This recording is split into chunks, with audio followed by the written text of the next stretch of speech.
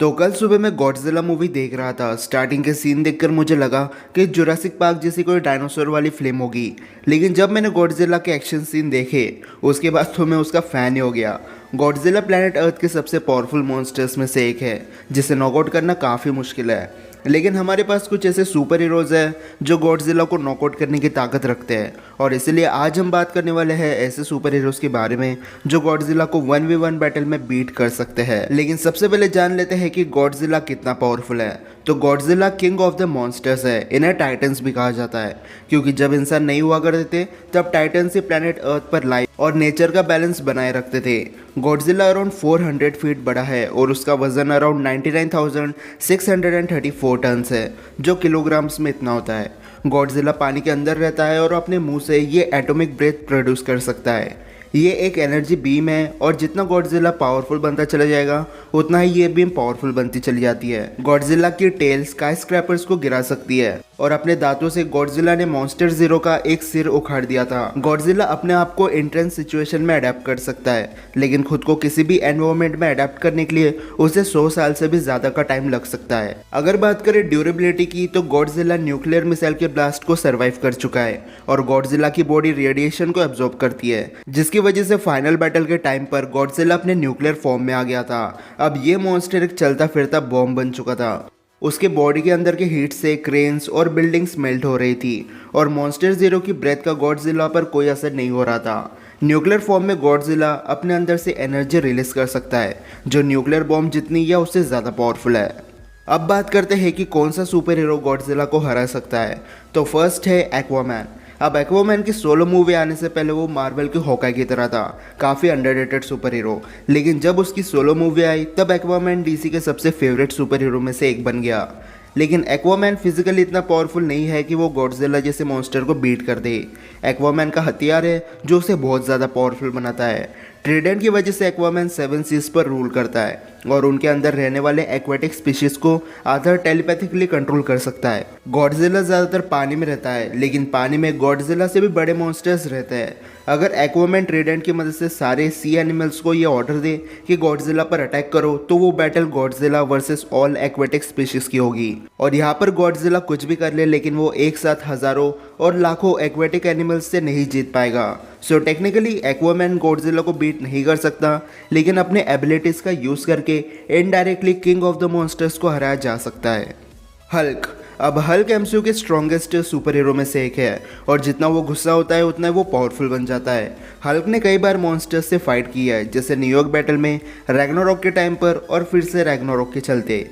Hulk खुद एक monster से कम नहीं है। अगर वो आउट ऑफ कंट्रोल हो जाए तो उसे बीट करना नेक्स्ट टू इम्पॉसिबल है और हल्क एलियन मॉन्स्टर को मल्टीपल टाइम बीट कर चुका है, जिससे न्यूयॉर्क बैटल के टाइम पर उसने एक पंच में लेवाइथन को नॉकआउट कर दिया था। हेला के डॉगी फेनरिस को सुपरलेक्स देकर एसगार्ड से बाहर फेंक दिया और सर्टर को डिसबैलेंस कर दिया। अब सर्टर की हाइट अराउंड 800 फीट थी, जो गॉडजिला के कंपैरिजन में डबल है, और अगर हल्क सर्टर को डिसबैलेंस कर सकता है तो वो गॉडजिला को भी बीट कर सकता है। Jean Grey. जीन एक म्यूटेंट है और इसकी असली पावर हमें डार्क फिनिक्स में देखने मिली। जीन ग्रे के पास टेलीपैथिक एबिलिटीज़ है, लेकिन गॉडजिला के सामने वो पावर किसी काम की नहीं है। लेकिन जीन के पास अगर फिनिक्स फोर्स हो तो वो गॉडजिला और प्लैनेट अर्थ पर रहने वाले सारे मॉन्स्टर्स का एग्जिस्टेंस खत्म कर सकती है। फिनिक्स फोर्स एक कॉस्मिक एंटिटी है जो डिफरेंट यूनिवर्स में ट्रैवल करती है अपने होस्ट की तलाश में। ये एंटिटी पूरी यूनिवर्स को डिस्ट्रॉय करने की ताकत रखती है। तो गॉडजिला तो इस यूनिवर्स की छोटी से प्लैनेट का एक छोटा सा मॉन्स्टर है as compared to Phoenix force. Superman. अब सुपरमैन एक क्रिप्टोनियन है और सुपरमैन के पास गॉडजिला से मिलती जुलती पावर्स है, जैसे गॉडजिला अपने मुंह से बीम रिलीज करता है और सुपरमैन अपने आंखों से। दोनों न्यूक्लियर मिसाइल को सर्वाइव कर चुके हैं और ये दोनों सुपर ड्यूरेबल है। लेकिन सुपरमैन की पावर एक अलग ही लेवल पर है। सुपरमैन अपने फिजिकल स्ट्रेंथ से गॉडजिला को आराम से नॉकआउट कर सकता है और अगर गॉडजिला नॉकआउट नहीं हुआ तो उसे अपने हाथों पर लिफ्ट करके स्पेस में ले जा सकता है। सुपरमैन स्पेस में सर्वाइव कर सकता है, लेकिन गॉडजिला स्पेस में सर्वाइव नहीं कर पाएगा। अब सुपरमैन गॉडजिला से ज़्यादा पावरफुल है, इस बात में कोई शक नहीं है। लेकिन आप मुझे कमेंट सेक्शन में बताना कि आपको क्या लगता है कि गॉडजिला की एटॉमिक ब्रेथ ज़्यादा पावरफुल है या सुपरमैन की हीट विजन। थॉर। अब थॉर एक गॉड ऑफ थंडर है। थॉर अगर गॉडजिला के सामने आ जाए तो वो मैच गॉड वर्सेस मॉन्स्टर की होगी, लेकिन थॉर अपनी जर्नी में कई बार मॉन्स्टर्स को बीट कर चुका है। जैसे थॉर 1 में उसने एक फ्रोस्ट जायंट मॉन्स्टर को एक हिट में मौत के घाट उतार दिया था। 2012 में थॉर ने अगेन एक लिवाइथन को मार दिया था और 2018 में थॉर ने एक डीमन ड्रैगन को ओवरपावर्ड किया था। बाइफ्रोस्ट था जिसने उस ड्रैगन की जान ली थी। तो अगर थॉर उन्हें बीट कर सकता है तो गॉडजिला को बीट करना कोई बड़ी बात नहीं है। और अब तो थॉर के पास स्टोन ब्रेकर है, एक ऐसा वेपन जिसके सामने इन्फिनिटी स्टोन्स फेल हो गए थे। थॉर एक डाइंग स्टार के फोर्स को सर्वाइव कर चुका है, इसलिए थॉर न्यूक्लियर फॉर्म वाले गॉडजिला को भी बीट कर सकता है। और अगर इनके लड़ाई में ज़्यादा डिस्ट्रक्शन हो जाए तो थॉर बाइफ्रोस्ट समन करके गॉडजिला को ब्लैक होल या फिर सन नहीं तो किसी भी बेकार प्लेनेट पर टेलीपोर्ट करवा सकता है। Doctor strange. अब डॉक्टर स्ट्रेंज एक सोर्सरर सुप्रीम है जिसे बहुत सारे मैजिकल स्पेल्स करना आता है। इन्फिनिटी वॉर में डॉक्टर स्ट्रेंज ने अपने स्पेल से इन्फिनिटी स्टोन्स को बराबरी की टक्कर दी थी और इस इंसिडेंट के बाद से कई सारे सुपर फैंस ने डॉक्टर स्ट्रेंज को चलता फिरता एक छोटा इन्फिनिटी गॉन्टलेट बोलना शुरू कर दिया।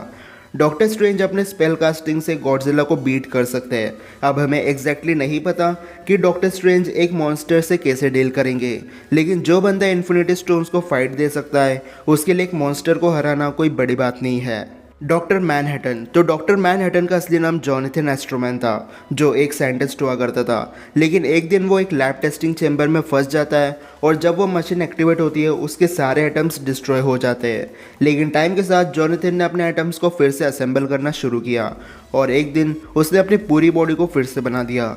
लेकिन अब जॉनथन के पास गॉडली पावर्स थी, जैसे टेलीपोर्टेशन, टेलीकिनेसिस मतलब चीज़ों को बिना टच किए मूव करना, डिसइंटीग्रेशन, साइज मैनिपुलेशन और मैटर मैनिपुलेशन जैसी बहुत सारी पावर्स। मूवीज का तो नहीं, लेकिन कॉमिक्स का डॉक्टर मैनहट्टन इतना पावरफुल है कि वो अकेले डीसी के 95% सुपर हीरोज से एक साथ फाइट करके उन्हें बीट कर सकता है। डॉक्टर मैनहट्टन सिर्फ अपने एक थॉट से गॉडजिला का एग्जिस्टेंस हमेशा के लिए खत्म कर सकता है। अब बात करते हैं ऐसे सुपर हीरोज की जो गॉडजिला को बीट भी कर सकते हैं और नहीं भी। मतलब अगर ये फाइट करे तो 50-50% चांसेस है कि दोनों जीत सकते हैं। तो फर्स्ट है मैग्नेटो। मैग्नेटो अपने पावर से गॉडजिला को बीट करने की एबिलिटी रखता है, लेकिन गॉडजिला अपने न्यूक्लियर फॉर्म में मेटल्स को मेल्ट कर देता है। इसलिए यह बताना काफ़ी मुश्किल है कि अगर मैग्नेटो के वेपन से मेल्ट होना शुरू हो जाए तो वो अटैक कैसे करेगा। और आयरन मैन और बैटमैन भी है जो गॉडजिला को बीट करने के लिए एक डेडिकेटेड आर्मर या वेपन बना सकते हैं। लेकिन अगेन इन दोनों सुपर हीरोज़ ने अभी तक गॉडजिला जैसे एग्रेसिव मॉन्स्टर से फाइट नहीं की है, इसलिए यह बताना काफ़ी मुश्किल है कि ये उसे बीट कर पाएंगे या नहीं। तो ये थे कुछ ऐसे सुपर हीरोज़ जो गॉडजिला को बीट कर सकते हैं। तो बस आज के लिए इतना ही। अब आप मुझे कमेंट सेक्शन में बताओ कि आपके हिसाब से कौन सा सुपर हीरो गॉडजिला को बड़ी आसानी से बीट कर सकता है। और अगर आपको वीडियो पसंद आई हो तो इस वीडियो को लाइक और शेयर करना बिल्कुल मत भूलना और चैनल को सब्सक्राइब करना इसी वीडियो देखने के लिए। तो फिलहाल के लिए इतना ही। मैं मिलता हूँ आपसे अगले वीडियो में, तब तक गुड बाय।